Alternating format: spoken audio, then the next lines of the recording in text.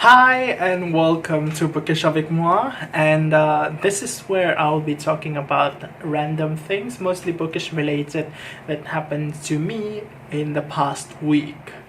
So last week I just downloaded Mortal Kombat 11, and I actually bought this game last year when it was first released, 2019, and I tried playing that game on my old laptop at the time, but I just couldn't. I couldn't open the game for whatever reason. I think it says that there was a corrupt game file or something.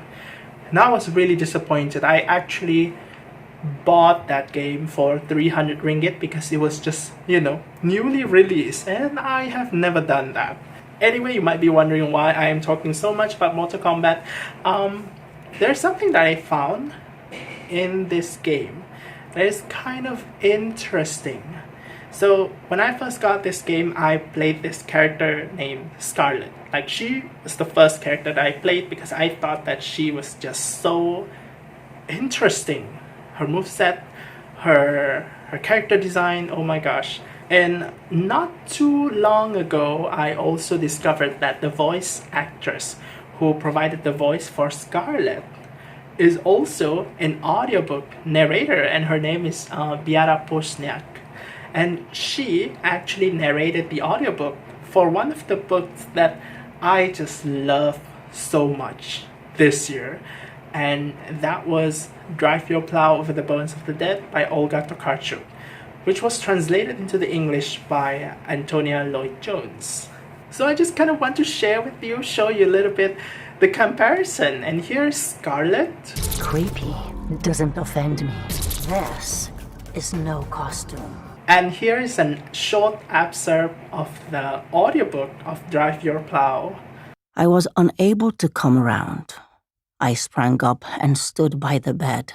So if you know a little bit about the lore of the character Scarlet in Mortal Kombat, and if you have read the book Drive Your Plow Over the Bones of the Dead, if you have read that one, first of all, I just like the fact that there's this connection. But if you have experienced both of those things, I think you could probably find an even more uncanny connection.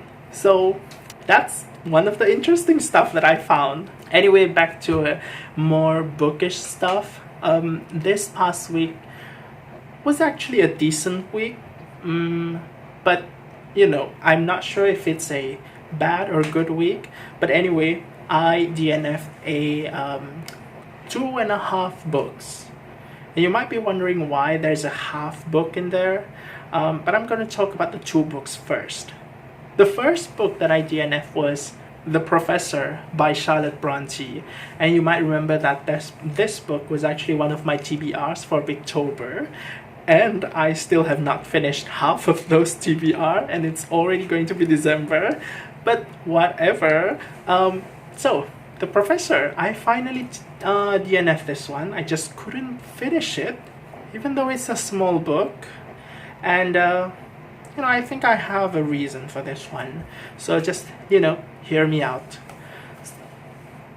The Professor is about this character who is a guy named William Crimsworth, and he just graduated from college, and he's out looking for a job. And he kind of has some issues with getting a job because he doesn't really know what he wants. Like, just like a normal graduate, from school. And so he kind of thought that, maybe he wants to try with, being a tradesperson, being a businessman. And so he sought the help of his brother at the beginning of this book. And his brother is an ass. And his brother does not like him, very much. He works under his brother as some sort of a clerk, even though he has an actual degree, real certification from university. But he had issues with that, and so one day he just quit, and then he moves on to become a teacher in Belgium. And I think the bulk of the story is about him becoming a teacher in Belgium. However, I actually DNF'd this book right when he just started to become a teacher in Belgium. I just did not enjoy this book. You know, it's the character William is just so perfect. He is like a Mary Sue. He does not have a very obvious weakness. And I don't like characters without weaknesses. I don't like characters who are really positive. I don't like characters who shows time and time again how they persevere, how diligent they are, how kind they are. You know what? I don't like those characters. I like lazy characters. I like conceited characters, arrogant characters, extremely prejudiced characters, biased characters, and you know, my most favorite of all, creme de la creme of characterization, self-sabotaging characters, and extremely insecure characters. Those are the things that I really want to see in a character. And why? Because, you know, everyone likes to see themselves in a book. I mean, I don't like to see myself in a mirror, but I like to see myself in a book. And those characters demonstrate moi. Now, the main reason I actually like those characters is that it provides a very good starting point for a character that will go, or you know, hopefully will go undergo some sort of transformation. When they start from a position that shows how strong their weaknesses are, that story will give them the chance and show us how they try to overcome that particular weakness, that fatal harming weaknesses, and we will get a very nice story, hopefully a very nice story, satisfying story about self-realization, learning, self-discovery, transformation, all of those really yummy stuff in a book. And so when you have a character who starts out strong and, you know, a fighter who perseveres and who is kind of positive, like, no, that character has already reached the zen of the kinds of characters that I would expect to see in books. Like, that is the end game of my favorite characters, right? So I don't know if he can have any more development beyond that. Maybe there is, but after a few chapters I just didn't see a lot, and so I stopped reading this book. Well, another thing about the professor, and this one is not exactly the reason why I dislike the book, but it's kind of interesting. I actually find that William in the professor, he kind of has this really strong sass in him. Like, that's the aura that I feel. That's the aura that he exudes, and I kind of feel that. I think that when Charlotte Bronte wrote this novel, she was writing it based on her own experience as a teacher in a foreign country, and so she probably has this image of a female person as the main character. And Villette, which was published later, I think is probably just a female version of the professor. But Villette was kind of nice. I liked it. It felt natural. It felt organic. The professor, on the other hand, you have this male character who feels peculiarly like a female character. And I don't mean this in a bad way. In fact, this is not the reason why I stopped reading this book. This could very well be the reason I persisted in reading this book. But yeah, I just can't help but, I can't shake off this feeling that William, if he were to exist today, he would be the kind of person who lives his life with the mantra, hashtag haters gonna hate, and what doesn't kill you makes you stronger. And he would probably enjoy that Kelly Clarkson song very much. And he would, his theme song would be I Will Survive by Gloria Gaynor. So this is the kind of person how I imagine William to be right now. Another book that I actually kind of DNF, because I read most of it, is White Teeth by Zadie Smith. Now this book was actually the buddy read that I had with Wiebke from Book Life of Worldling, and also Kristin from Need My Books and Coffee. Both of them are bookstagrammers, so I'm gonna have their IG handles in the show notes before down there. White Teeth is an interesting book. I think that White Teeth has this really great writing. Technically speaking, the writing is good. I feel that there is not much to say objectively speaking, because I do think that the writing is good. There's something that feels a bit off with this book, but bear in mind this is just a personal opinion. When I was reading this book, I can't help but to feel there's this barrier that goes on between me and the characters. And the characters are undoubtedly really colorful. They have all those different kinds of personalities that conflicts with one another. White Teeth is about these two families who are, one family is actually a family of their parents were immigrants from South Asia, and another one, the parents, one was a white British man, and the mom was the Jamaican British person. And so I thought that it was kind of interesting. It deals a lot with multiculturalism, religion, race, and prejudice and discrimination, all of those really good stuff. So this book is quite dense when it comes to ideas and subjects, and I think it's really lovely in that aspect.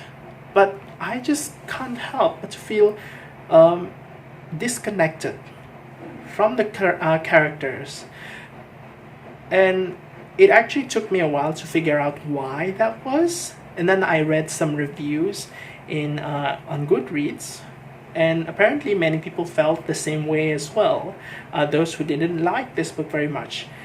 And I saw the narrator just feel kind of smug, and there's this sense that this really strong smugness that I felt with the narrator telling us the story of these characters.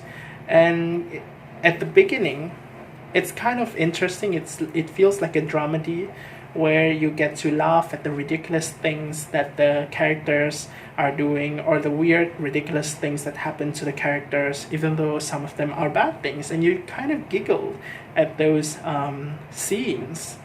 But then, after a while, it got a little bit tiresome. It's like talking to a friend, and that friend was talking about a third person, and that friend was talking about how that third person was doing something stupid, and you kind of laughed at that because you found it funny. And then that friend talked more about how this person, something bad happened to him, and you kind of laughed because you thought that the story was ridiculous and funny. But then that friend kept on talking more and more negative things about this person, and you start to feel tired, and you don't feel like laughing anymore. And that's kind of how it feels about this book. I feel like the narrator is not being really kind with the characters. There's this strong sense of judgment being passed by the narrator to the characters, and I just don't enjoy that very much, and I couldn't stand it. When I got past beyond the 50% mark of this book, I can't really stomach that sense of smugness and judgment from the narrator, and so I kind of just skimmed through the last portions of this book, But yeah, that was my rant about White Teeth. I'm not sure if I'm going to read more by Zadie Smith. I might, or I might get back to this book again, because I do think that this book has some good qualities, but I just didn't enjoy it. Like this month, I didn't enjoy it very much, unfortunately. And when I said a few Bookish avec moi videos ago that I enjoyed this book, that feeling was genuine. I did enjoy this book. I did giggle. I did laugh. But then it kind of went on and on with that snarky comments, snide remarks, and I just couldn't laugh anymore. So on Saturday, I actually tried, using audiobooks, because I just wanted to explore the world of audiobooks. And so I got this book by Kylie Reid, Such a Fun Age. I chose a popular book because usually popular books are easier to find when it comes to getting audiobooks. So I tried that one, and it didn't go as well as I wanted to. So this was kind of like the half book that I sort of DNF. I'm not even sure if I will confirm to DNF this book. But the experience was not particularly great. Essentially, while I was reading or listening to this book, when I got to the 4th chapter, or 4.5, I fell asleep. Now, it didn't help that while I was listening to this book, I was also having some really lovely pastries. I had some Danish, had some egg tarts, wonderful stuff. And that probably contributed to how sleepy I felt. But that book just didn't capture me very much. I thought that the language was a little bit off, like it's not exactly of my taste. I sense that there is ambition with this book. So basically this book starts with this black character named Amira, and she is going to babysit. She babysits for this white, richer person named Alex. She babysits her child, Briar. So one evening she brings Briar to a supermarket. And it is at the supermarket that many people over there, they kind of get suspicious over why there's this black woman bringing a white child at a supermarket late at night. And Amira is kind of like trying really hard to explain herself and all that.